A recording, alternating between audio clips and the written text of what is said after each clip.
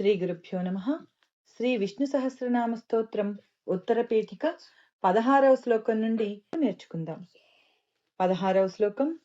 ఇంద్రియాణి ఇంద్రియాణి మనోబుద్ధి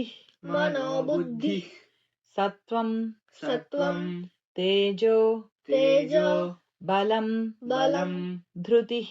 ధృతిః వాసుదేవాత్మ వాసుదేవాత్మ కాన్యాహుః కాన్యాహుః క్షేత్రం క్షేత్రం క్షేత్రజ్ఞ క్షేత్రజ్ఞ ఏవ చ ఏవ చ ఇంద్రియాణి మనోబుద్ధి ఇంద్రియాణి మనోబుద్ధి సత్వం తేజో బలం ధృతిః సత్వం తేజో బలం ధృతిః వాసుదేవాత్మకాన్యాహుః వాసుదేవాత్మకాన్యాహుః క్షేత్రం క్షేత్రజ్ఞ ఏవ చ క్షేత్రం క్షేత్రజ్ఞ ఏవ చ ఇంద్రియాణి మనోబుద్ధి సత్వం తేజో బలం ధృతిః ఇంద్రియాణి మనోబుద్ధిః సత్వం తేజో బలం ధృతిః వాసుదేవాత్మకాన్యాహుః క్షేత్రం క్షేత్రజ్ఞ ఏవ చ వాసుదేవాత్మకాన్యాహుః క్షేత్రం క్షేత్రజ్ఞ ఏవ చ ఇంద్రియాణి మనోబుద్ధి సత్వం తేజో బలం ధృతిః వాసుదేవాత్మకాన్యాహుః క్షేత్రం క్షేత్రజ్ఞ ఏవ చ. 17వ శ్లోకం. సర్వాగమానాం సర్వాగమానాం ఆచారః ఆచారః ప్రథమం ప్రథమం పరికల్పతే పరికల్పతే ఆచార ప్రభవో ఆచార ప్రభవో ధర్మో ధర్మో ధర్మస్య ధర్మస్య ప్రభురచ్యుతః ప్రభురచ్యుతః సర్వాగమానామాచారః సర్వాగమానామాచారః ప్రథమం పరికల్పతే ప్రథమం పరికల్పతే ఆచార ప్రభవో ధర్మో ఆచార ప్రభవో ధర్మో ధర్మస్య ప్రభురచ్యుతః ధర్మస్య ప్రభురచ్యుతః సర్వాగమానామాచారః ప్రథమం పరికల్పతే సర్వాగమానామాచారః ప్రథమం పరికల్పతే ఆచార ప్రభవో ధర్మో ధర్మస్య ప్రభురచ్యుతః ఆచార ప్రభవో ధర్మో ధర్మస్య ప్రభురచ్యుతః సర్వాగమానామాచారః ప్రథమం పరికల్పతే ఆచార ప్రభవో ధర్మో ధర్మస్య ప్రభురచ్యుతః. 18వ శ్లోకం. ఋషయః ఋషయః పితరో పితరో దేవా దేవా మహాభూతాని మహాభూతాని ధాతవః ధాతవః జంగమా జంగమా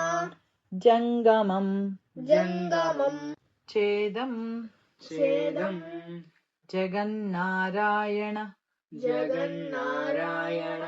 ఉద్భవం ఉద్భవం ఋషయః పితరో దేవా ఋషయః పితరో దేవా మహాభూతాని ధాతవః మహాభూతాని ధాతవః జంగమా జంగమం ఛేదం జంగమా జంగమం ఛేదం జగన్నారాయణోద్భవం జగన్నారాయణోద్భవం ఋషయః పితరో దేవా మహాభూతాని ధాతవః ఋషయః పితరో దేవా మహాభూతాని ధాతవః జంగమా జంగమం ఛేదం జగన్నారాయణోద్భవం జంగమా జంగమం ఛేదం జగన్నారాయణోద్భవం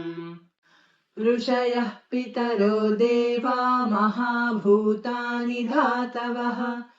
जङ्गमाजङ्गमं चेदं जगन्नारायणोद्भवम् 19వ శ్లోకం योगो ज्ञानं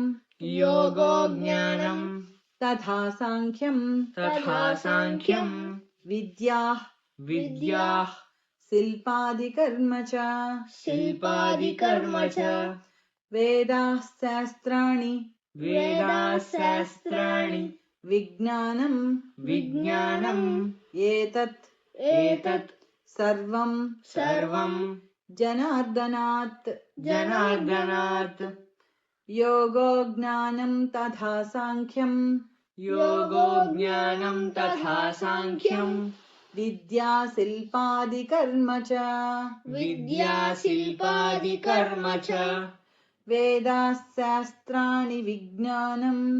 वेदाशास्त्राणि विज्ञानम् एतत् सर्वं जनार्दनात् एतत् सर्वं जनार्दनात् योगो ज्ञानं तथा साङ्ख्यं विद्या शिल्पादिकर्म च योगो ज्ञानं तथा साङ्ख्यं विद्याशिल्पादिकर्म च वेदाः शास्त्राणि विज्ञानमेतत् सर्वं जनार्दनात् वेदाशास्त्राणि विज्ञानम् एतत् सर्वं जनार्दनात् योगो ज्ञानं तथा साङ्ख्यं विद्या शिल्पादिकर्म च वेदाः शास्त्राणि विज्ञानम् एतत् सर्वं जनार्दनात् 20వ శ్లోకం एको विष्णुर् महद्भूतं पृथक् भूतान्यनेकशः त्रीन् लोकान् व्याप्य भूतात्मा भुङ्क्ते विश्व भुगव्ययः एको विष्णुर्महद्भूतम् पृथक् भूतान्यनेकशः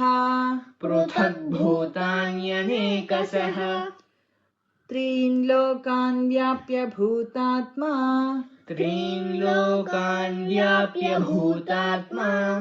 भुङ्क्ते विश्वभुगव्ययः एको विष्णुर्महद्भूतं पृथक् भूतान्यनेकशः एको विष्णुर्महद्भूतं पृथक् भूतान्यनेकशः त्रीन् लोकान् व्याप्य भूतात्मा भुङ्क्ते विश्वभुगव्ययः त्रीन् लोकान् व्याप्य भूतात्मा भुङ्क्ते विश्वभुगव्ययः एको विष्णुर्महद्भूतं पृथक् भूतान्यनेकशः त्रीन् लोकान् व्याप्य भूतात्मा भुङ्क्ते विश्वभुगव्ययः 21వ శ్లోకం इमं स्तवं भगवतो विष्णोर् व्यासेन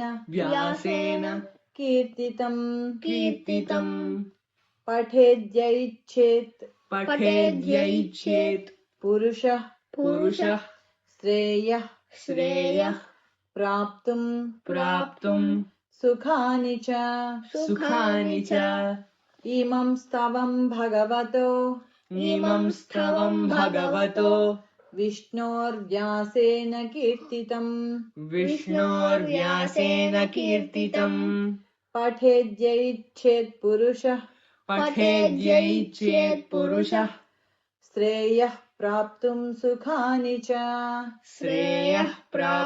सुखानि च इमं स्तवं भगवतो विष्णोर्व्यासेन कीर्तितं इमं स्तवं भगवतो विष्णोर्व्यासेन कीर्तितम्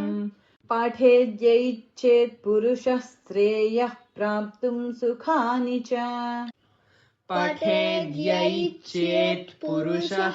श्रेयः प्राप्तुं सुखानि च इमं स्तवं भगवतो विष्णोर्व्यासेन कीर्तितम् पाठेद्यैच्छेत् पुरुषः శ్రేయః ప్రాప్తుం సుఖాని చ 22వ శ్లోకం విశ్వేశ్వరమజం విశ్వేశ్వరమజం దేవం దేవం జగతః జగతః ప్రభుమవ్యయం ప్రభుమవ్యయం భజంతి యే భజంతి యే పుష్కరాక్షం పుష్కరాక్షం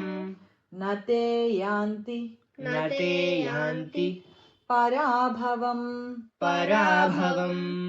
విశ్వేశ్వరమజం దేవం విశ్వేశ్వరమజం దేవం జగతః ప్రభుమవ్యయం జగతః ప్రభుమవ్యయం భజంతి యే పుష్కరాక్షం భజంతి యే పుష్కరాక్షం నతే యాంతి పరాభవం నతే యాంతి పరాభవం విశ్వేశ్వరమజం దేవం జగతః ప్రభుమవ్యయం విశ్వేశ్వరమజం దేవం జగతః ప్రభుమవ్యయం భజంతి యే పుష్కరాక్షం నతే యాంతి పరాభవం భజంతి యే పుష్కరాక్షం నతే యాంతి పరాభవం విశ్వేశ్వరమజం దేవం జగతః ప్రభుమవ్యయం భజంతి యే పుష్కరాక్షం నతే యాంతి పరాభవం నతే యాంతి పరాభవం ఓం నమ ఇతి నతే యాంతి పరాభవం ఓం నమ ఇతి